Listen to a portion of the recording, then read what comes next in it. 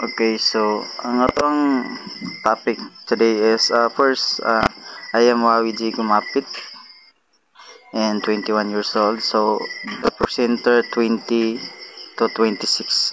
Selected tools for policy analysis, framework, concepts, operation, and application.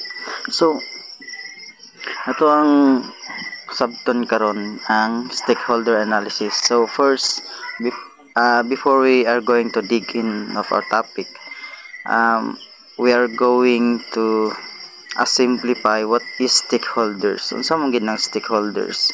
So ang stakeholders is a process used to ang stakeholder analysis is a process used to identify and assess the importance, influence, and interest of various stakeholders in relation to a project or business decision.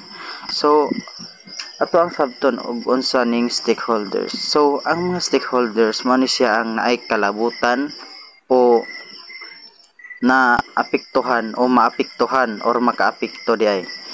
So, for example, kita nga mga estudyante sa tubod college, matawag kita mga stakeholders since ang institution makaapekto sa toa o kitang mga student makaapekto pod sa eskwelahan.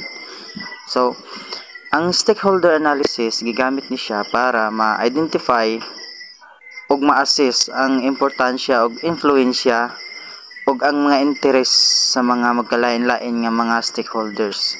So sa tubod college, we have a different I think 5 stakeholders: ang social work, criminology, entrepreneurship, early childhood education, and ang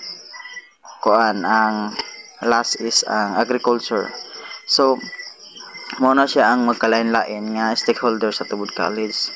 So stakeholders analysis in social welfare policy involves identifying and assessing the interest of influence of different stakeholders who are affected by the policy or have an interest in its outcome.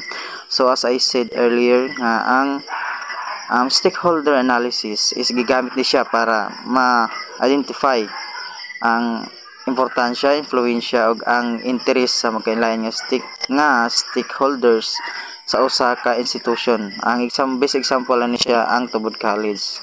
So ang analysis sa stakeholders sa social welfare policy, same lang gyapon siya, nag-identify siya or ma-assess ang mga interest sa magkalain-lain nga stakeholders. So we are going to move